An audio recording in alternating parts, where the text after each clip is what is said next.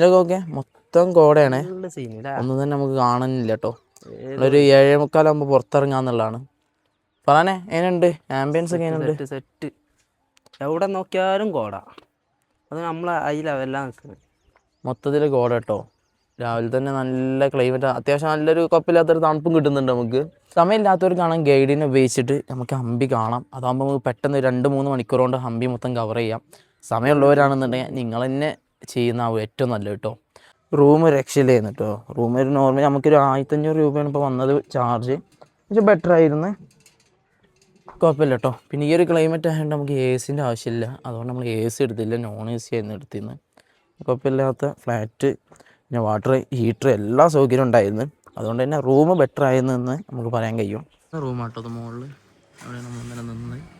ഈ ഒരു ഏരിയ നമ്മൾ ചൂസ് ചെയ്യാൻ കാരണം നമുക്ക് ഈ കർണാടകൻ്റെ അല്ലെങ്കിൽ ഈ ഹംപിൻ്റെ അതേ ഒരു ഫീല് കിട്ടാൻ വേണ്ടിയിട്ടാണ്. ഈ ലോക്കൽസിൻ്റെ ഏരിയയിൽ നിന്ന് നമുക്ക് ആ ഒരു ഫീല് കിട്ടും. വന്ന വണ്ടി ഏതായാലും നമ്മൾ ഹംപി കാണാൻ ഇറങ്ങാണ്.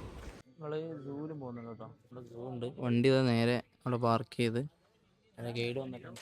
വണ്ടി കയറി പോവാണ് കേട്ടോ. ഫസ്റ്റ് ലൊക്കേഷൻ കേട്ടോ, കൃഷ്ണ ടെമ്പിൾ. നമ്മൾ ആനന്ദം മൂവിയിലൊക്കെ കണ്ട ലൊക്കേഷനും കാര്യങ്ങളൊക്കെയാണ് നമ്മൾ കാണാൻ പോകുന്നത്. കാരണം ഹംപി നമുക്ക് ഏറ്റവും കൂടുതൽ സുപരിചിതമായത് ആ മൂവി കണ്ടിട്ടാണ്. കൃഷ്ണ ടെമ്പിളിൻ്റെ ഉള്ളിലാണ്.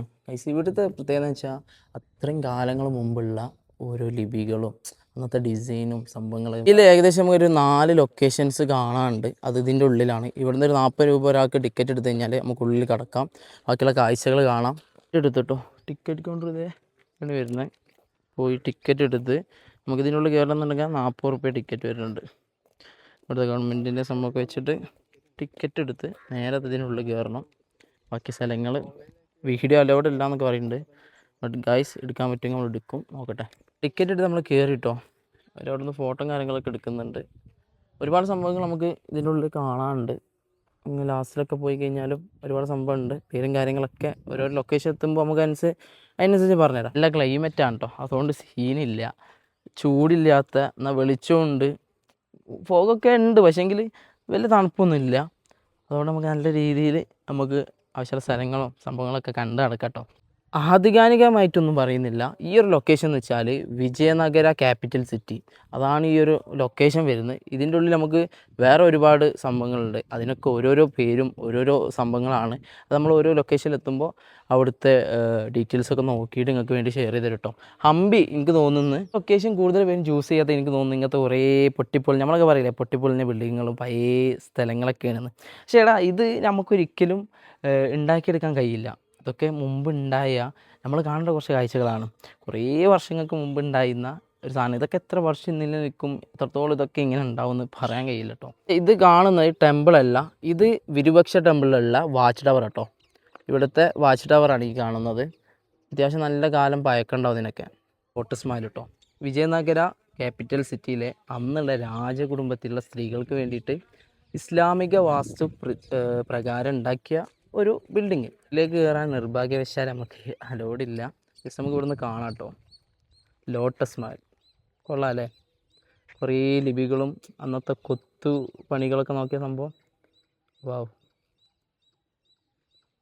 ഇത് അന്നത്തെ നമ്മൾ ചിന്തിക്കണം, അന്നത്തെ രാജകുടുംബത്തിലുള്ള സ്ത്രീകൾക്ക് വേണ്ടിയിട്ട് ഉണ്ടാക്കി കൊടുത്ത അല്ലെങ്കിൽ അവർക്ക് വേണ്ടി നിർമ്മിച്ച ഒരു ബിൽഡിങ്. നമ്മളെ ഭാഷയിൽ പറയുകയാണെങ്കിൽ ബിൽഡിംഗ് ആണിത്. ഇവിടെ ഒരു വാച്ച് ടവർ ഇറക്കുന്നുണ്ട് കേട്ടോ. ഇതൊക്കെ അന്ന് കാലത്ത് ഉപയോഗിച്ചിരുന്നാന്ന് നമ്മൾ മനസ്സിലാക്കുക. ഇന്ന് ഇതൊന്നും വർക്കിംഗ് ആവില്ല. അന്നത്തെ കാലത്തെ വാച്ച് ടവറാണ്. ഡീറ്റെയിൽസ് ഒക്കെ കൊടുത്തോണ്ട് സുഖമായിട്ട് നമുക്ക് മനസ്സിലാക്കാം. ഈ കാണാൻ പോകുന്ന എലിഫൻറ്റ് സ്റ്റേബിൾ, അതായത് മലയാളം പറഞ്ഞു കഴിഞ്ഞാൽ ആനയുടെ കൊമ്പ്. ആനയുടെ കൊമ്പ് എന്നാണ് ഇതിനെ മലയാളം അർത്ഥം വരുന്നത് കേട്ടോ. ചെറിയൊരു സംഭവം ഞാൻ പറഞ്ഞില്ല, 15-ാം നൂറ്റാണ്ടിലാണ് ഈ ഒരു സംഭവം നിർമ്മിക്കപ്പെട്ടത്. ഇതിനെപ്പറ്റി നമ്മൾ കൂടുതൽ ഡീറ്റെയിൽസ് ഗൂഗിളിലൊക്കെ നോക്കുന്ന സമയത്ത് നമുക്ക് മനസ്സിലാക്കുന്നത്, ഇത് നമ്മൾ തൃശ്ശൂരൊക്കെ നമ്മൾ ആനനെ എഴുന്നള്ളിക്കില്ല, അതേപോലെ അന്ന് കൊട്ടാരത്തിൽ ആനകളെ നിർത്താൻ വേണ്ടിയിട്ട് അല്ലെങ്കിൽ അതിന് വേണ്ടിയിട്ട് ഉപയോഗിച്ചിരുന്ന സ്ഥലമാണെന്നാണ് നമ്മൾ ഡീറ്റെയിൽസ് നോക്കുമ്പോൾ നമുക്ക് മനസ്സിലാക്കാൻ. ഇതും സെയിം തന്നെയാണ്. ഈ ഒരു ലൊക്കേഷനും ഇതിനോട് ചേർത്ത് പെട്ട് കിടക്കുന്ന ഒരു ഏരിയ തന്നെയാണ്. നമുക്ക് അലോഡില്ല, ഉള്ളിലോട്ട് പോകാൻ കഴിയില്ല, ലോക്ക് ചെയ്തിട്ടിരിക്കുകയാണ്. അതുകൊണ്ട് നമുക്ക് ഇവിടെ വന്നാൽ മതി. അത് കാണാനല്ലോ വന്നേ. ഏത് കഴിഞ്ഞാലും ഒക്കെ ഇതിൻ്റെ നോക്കി നിങ്ങൾ വർക്ക് നോക്കി ഇന്നത്തെ ഒരു സംഭവം അല്ലേ. ഒരു കാര്യം ചിന്തിച്ച് എന്താണെന്ന് വെച്ച് കഴിഞ്ഞാൽ 15-ാം നൂറ്റാണ്ടെന്നൊക്കെ പറയുമ്പോൾ എൻ്റെ മോനെ എത്ര വർഷം അല്ലേ, എത്ര വർഷത്തെ പഴക്കണ്ടാവും അതിനൊക്കെ. ഇത് ചിന്തിച്ച് നോക്കിയേ, 15-ാം നൂറ്റാണ്ട് എന്നൊക്കെ പറയുമ്പോഴേ അത്രയും കാലത്തെ പഴക്കമുള്ള ഒരു ഒരു ഒരു ഒരു നമുക്ക് എന്താ പറയുക, കാഴ്ചക്ക് വേണ്ടിയിട്ട് ഇപ്പോഴും നിൽക്കുന്ന അതേ പ്രൗഢിയിൽ നിൽക്കുന്ന ഒരു സ്ഥലം ചിന്തിക്കണം. ഇതൊക്കെ നമ്മൾ കാണാൻ സത്യത്തിൽ ഇതൊക്കെ ഇനി എത്ര വർഷം ഉണ്ടാവും. ഭയങ്കര നഷ്ടം. അന്നത്തെ എന്താ പറയുക ലിപികൾ, അന്നത്തെ വാസ്തുവിദ്യ പ്രകാരം ഉണ്ടാക്കിയത് സംഭവം വല്ലാത്തൊരു ഫീൽ ആവും ഇതില്ലേ. അപ്പോൾ നമ്മൾ നോക്കിയത് ശരിയാവാൻ ചാൻസ് ഉണ്ട് കേട്ടോ. കാരണം ആനയൊക്കെ നിർത്താൻ ഒരു ആനക്ക് പോകാനുള്ള ആ ഒരു സ്പേസ് ഉണ്ട്. ഓക്കെ, ഇവിടുന്ന് ഇപ്പോൾ ഒരാന നിൽക്കുകയാണെങ്കിൽ നമുക്ക് എത്ര സ്പേസ് വേണ്ടേ, അതിനുള്ള സ്പേസ് ഇവിടെ കൊടുത്തിട്ടുണ്ട്. അപ്പോൾ ആന ഇറങ്ങുകയാണെങ്കിലും അല്ലേ സംഭവം റെഡിയാവും. ഇത് ടെമ്പിൾ തന്നെയാണ്, വിഷ്ണു ടെമ്പിൾ. ഇത് കണ്ടപ്പോൾ എൻ്റെ നമ്മളിപ്പോൾ ഉണ്ടായിരുന്ന ഒരുത്തന്നെ ഓർത്തിട്ടോ, വിഷ്ണു ടെമ്പിൾ അതാണ് ഇതിൻ്റെ പേര് വരുന്നത്. ഇവിടുന്ന് കണ്ട ആ ലൊക്കേഷനാണ് വരണ്ടാന്ന് വിചാരിച്ചിരുന്നത്. ബട്ട് ഗായ്സ് ഇത് കാണിച്ചു തരാണ്ട് പോകാൻ കഴിയില്ല എന്നുള്ളതുകൊണ്ട് ജസ്റ്റ് വന്നാട്ടോ. കുറച്ചെങ്കിലും ഒരു അഡ്വഞ്ചർ വേണ്ടേ. സംഭവം ഓക്കെ, അന്ന് കൊത്തി വെച്ചുണ്ടാക്കിയ വഴിയുണ്ട്, അത് കൊത്തി പിടിച്ച് നമുക്ക് മുകളിൽ പോകണം. വാവ്, കയറി നോക്കട്ടെ കേട്ടോ, എന്താ മുകളിലെത്തോന്നൊന്നും അറിയില്ല. ജസ്റ്റ് നോക്കട്ടെ ഗായ്സ്. നല്ല ചുറ്റുഭാഗങ്ങൾ നോക്കണം കേട്ടോ, മൊത്തം പന്തക്കാടാണ്. ഇതൊക്കെ വെട്ടി തളിച്ച് വീണ്ടും നമുക്ക് ടൂറിസ്റ്റുകൾക്ക് വേണ്ടിയിട്ട് പോകാൻ സെറ്റപ്പാക്കി വെച്ചിട്ടുണ്ട്. ഫറാൻ ഇതൊക്കെ അഡ്വഞ്ചർ ആവണം, എന്നാലും ലൈഫിനൊരു സുഖമുള്ളൂ. ഏതായാലും കയറി നോക്കട്ടെ. പയ്യന്മാർ കുടുങ്ങിപ്പോയി അടിയിൽ ഇറങ്ങാൻ വയ്യാന്നൊക്കെ പറഞ്ഞത്. ജസ്റ്റ് കയറാൻ പറ്റുമോ നോക്കട്ടെ. അഡ്വഞ്ചറാണ്, പക്ഷേ മായും കാര്യങ്ങളൊന്നും ഇല്ലാത്തതുകൊണ്ടേ നമുക്ക് ഇറങ്ങാൻ പറ്റുമെന്നാണ് എൻ്റെ വിശ്വാസം. നോക്കി കയറിയില്ലെങ്കിൽ ചിലപ്പോൾ പണി കിട്ടും. ഇവിടുന്നാൾ നോക്കുമ്പോൾ വല്ല പേടിയും തോന്നുന്നില്ല. ബട്ട് ഗൈസ് ഇറങ്ങും നമ്മൾ പിടിച്ച് ഇറങ്ങേണ്ടി വരും. അങ്ങനെ സീനുണ്ട്, നോക്കട്ടെ. അഡ്വഞ്ചറാ. കയറുമ്പോൾ നോക്കിയാൽ എന്തോ ശില്പം ഉണ്ടാക്കി വെച്ചു, കൊത്തുപണികളാട്ടോ കല്ലിലുള്ള. വാവ്, മിഥിലാജ് വരെ കയറി പോരും, പക്ഷെ അടിയിൽ ഇറങ്ങുമ്പോൾ കുറച്ച് സീനാണ് മിഥിലാജ്. പക്ഷേ കയറാണ്ടിരിക്കാൻ വയ്യ, കയറിപ്പോണം. നോക്കി കയറണം, വീഴാൻ പാടില്ല. ടാസ്ക്കാണ്. ഇറിങ്ങയുടെ ഓട്ട് കൂടി പിടിച്ച് കയറണം എന്നാ. കയറാൻ പറ്റുമോ? ശരിയല്ല, അഡ്വഞ്ചർ കാണുന്ന പോലെ അല്ല കേട്ടോ, നല്ല ഹോണം പണിയുണ്ട്. നമ്മൾ കാണുമ്പോൾ ഹൈറ്റ് ഒന്നുമില്ല, ബട്ട് സ്റ്റിൽ നല്ല ഹൈറ്റ് ഉണ്ട്. ഞാൻ ഫോൺ അവിടെയും ഇവിടെ വെച്ചിട്ട് അത് നോക്കിയേ. ശില്പം ഇത് തീരെ കല്ലുണ്ടാക്കിയാലോ, സീൻ കേട്ടോ, രക്ഷയില്ല. മക്കളെ വരികയാണെങ്കിൽ അവിടെ മാത്രം കണ്ടു പോകാറുണ്ട്, ഇങ്ങോട്ട് വരാം. അടാറ് വ്യൂ ആണ്, രക്ഷയില്ല. അതൊക്കെ അങ്ങോട്ടൊക്കെ നോക്കിയേ. വാവ്, എങ്ങനെയുണ്ട് ഇതിരാജ?